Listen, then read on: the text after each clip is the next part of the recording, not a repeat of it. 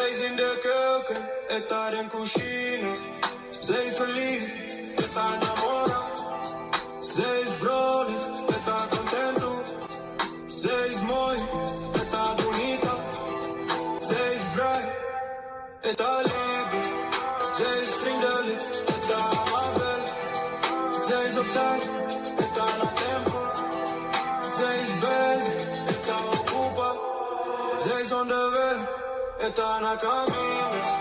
Zij is verdrietig,